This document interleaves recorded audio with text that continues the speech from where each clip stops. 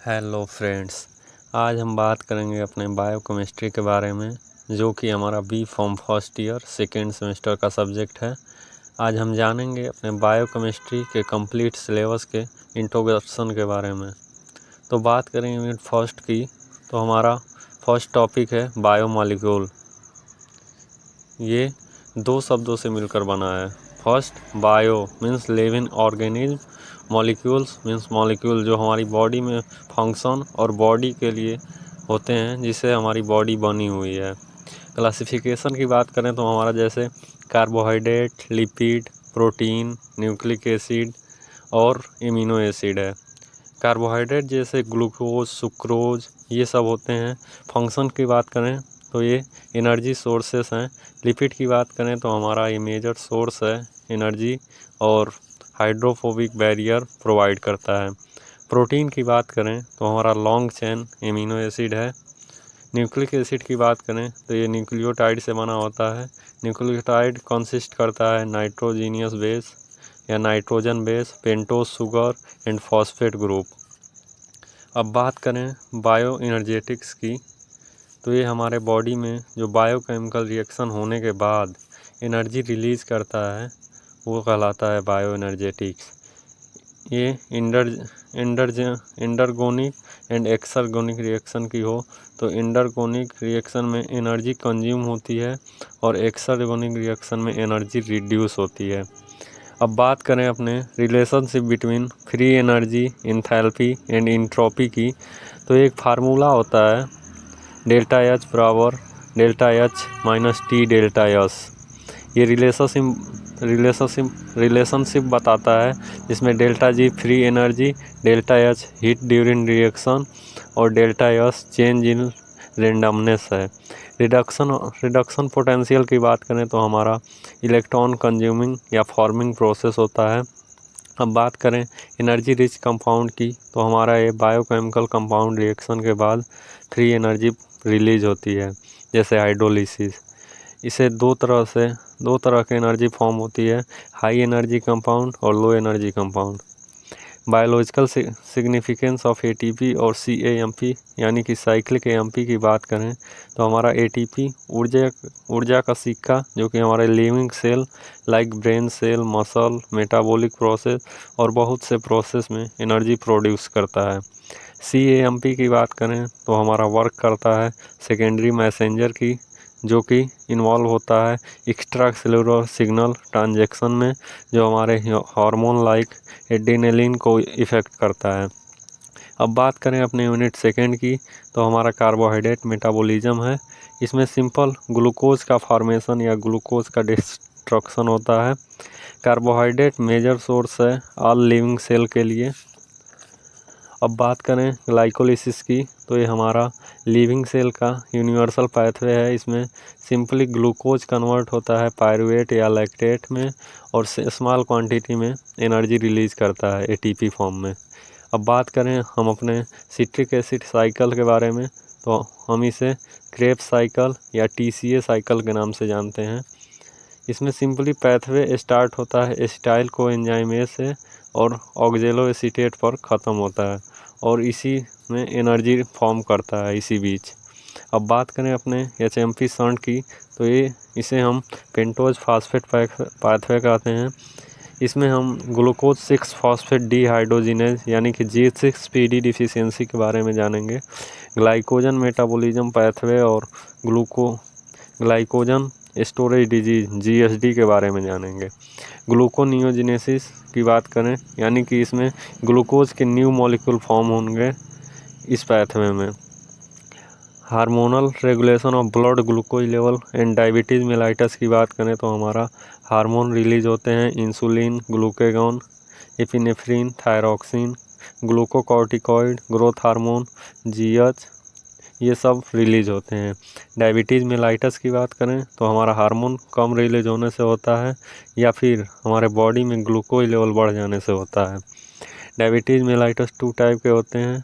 पहला insulin dependent diabetes mellitus और दूसरा non insulin dependent diabetes mellitus. अब बात करें अपने नेक्स्ट टॉपिक की, तो हमारा बायोलॉजिकल ऑक्सीडेशन है। तो इसमें transfer of electron from reduce coenzyme through the respiratory chain to oxygen. इसमें हम जानेंगे इलेक्ट्रॉन ट्रांसपोर्ट चैन यानी कि ईटीसी के बारे में। ऑक्सीडेटिव फास्फोराइलेशन की डिफिनेशन की बात करें तो हमारा the transfer of electron from the reduce coenzyme through the respiratory chain to oxygen है। Inhibitor electron transport chain and oxidation phosphorylation या अनकपलर के बारे में भी जानेंगे। अब बात करें अपनी यूनिट 3 की तो हमारा लिपिड मेटाबॉलिज्म है यानी कि सिंथेसिस और degradation of lipid in cell. इसमें हम जानेंगे अपने beta oxidation of saturated fatty acid यानी पाल्मिटिक एसिड के बारे में। बीटा ऑक्सीडेशन एक प्रोसेस है जिसमें fatty acid molecule break down होता है और एनर्जी प्रोड्यूस करता है। अब बात करें formation and utilisation of ketone bodies की तो हमारे कंपाउंड होते हैं निम्नली एसीटोन, एस्टोएस्टेट और बीटा हाइड्रोक्सी ब्यूटाइरेट। इन्हीं को हम जानते हैं जो कि कीटोन बॉडीज़ कहलाते हैं। कीटोएसिडोसिस की बात करें तो यह एक मेटाबॉलिक स्टेट है जो काज करता है uncontrol production of ketone bodies की। अब बात करें de novo synthesis of fatty acid की तो ये पाल्मिटिक एसिड की तो ये हमारा सिंथेसिस होता है साइटोसोल में जो एस्टाइल कोएंजाइम का सिंथेसिस करके और पाल्मिटिक एसिड में फॉर्म करता है। बायोलॉजिकल सिग्निफिकेंस ऑफ कोलेस्ट्रॉल की बात करें तो हमारा कोलेस्ट्रॉल एक essential lipid constituent cell membrane का प्रिकॉर्सर होता है जो हमारे स्टीरॉयड हार्मोन और बाइल एसिड का कोलेस्ट्रॉल रिक्वायर्ड होता है फॉर्मेशन ऑफ विटामिन डी के लिए। डिसऑर्डर ऑफ लिपिड मेटाबॉलिज्म की बात करें तो हमारे एलडीएल यानी लो डेंसिटी लिपोप्रोटीन बढ़ जाता है तो हमारे हाइपर कोलेस्ट्रोलीमिया यानी कि हाई ब्लड कोलेस्ट्रॉल लेवल काज करता है। और भी डिजीज़ काज करता है जैसे atherosclerosis, fatty acid, fatty liver और ओबिसिटी यानी मोटापा हो जाता है।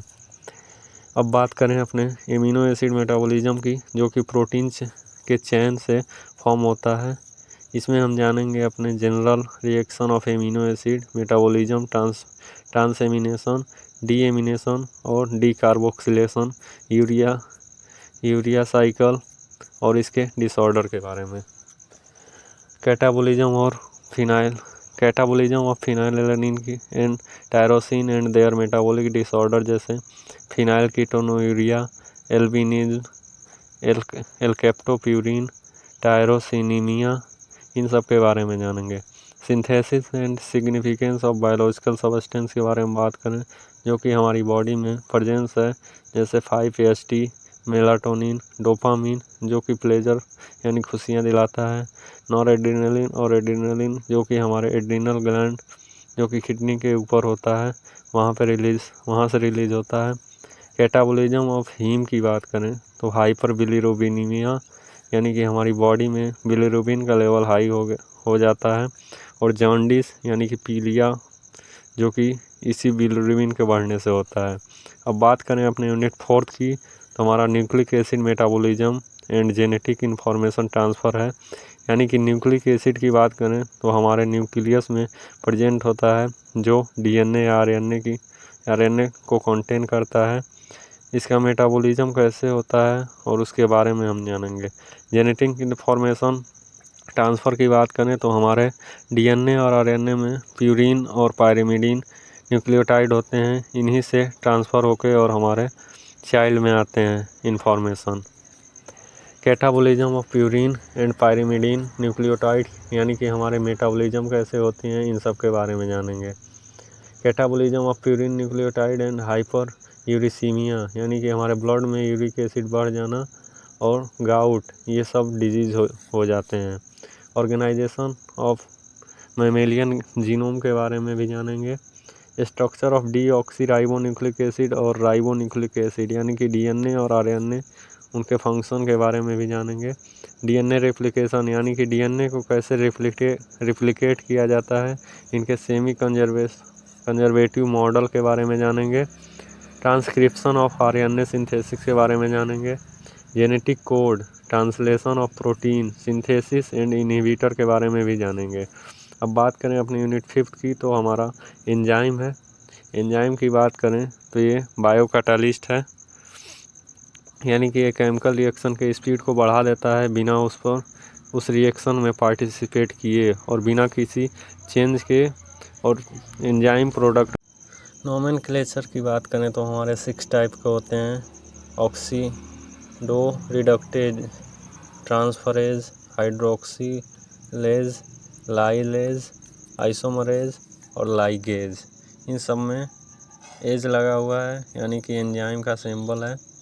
आईओबी क्लासिफिकेशन ऑफ एंजाइम की बात करें तो एंजाइम काइनेटिक, यानी कि हमारी बॉडी में मूवमेंट कैसे होता है एंजाइम का, और इसे हम Michaelis plot, Lineweaver Burk plot, enzyme inhibitor with enzyme, यानी कि एंजाइम के कौन कौन तो इनहिबिट करता है, इन सब के बारे में जानेंगे। रेगुलेशन ऑफ एंजाइम, यानी कि एंजाइम को रेगुलेट कैसे किया जाता है, इसके बारे में जानेंगे। एंजाइम इंडक्शन एंड रिप्रेशन, यानी कि एंजाइम को कम और अधिक कैसे किया जाता है, इसके बारे में समझेंगे। तो ये था। अब बात करें therapeutic and diagnostic application of enzyme and isoenzyme, यानी कि सेम दिखने वाले एंजाइम जैसे को एंजाइम या जो एंजाइम की एक्टिविटी को स्लो करते हैं, उनके बारे में। स्ट्रक्चर एंड बायोकेमिकल फंक्शन के बारे में भी समझेंगे। तो ये था हमारा आज का लेक्चर। आई होप कि आज का वीडियो आपको अच्छा लगा होगा। अगर वीडियो आपको नॉलेजफुल लगा हो तो आप चैनल सब्सक्राइब कर लें और बेल आइकन हिट कर लें, ताकि ऐसे वीडियो डालूं तो सबसे पहले आप तक पहुंचे। लाइक और कमेंट ज़रूर करें। Have a nice day. Thank you.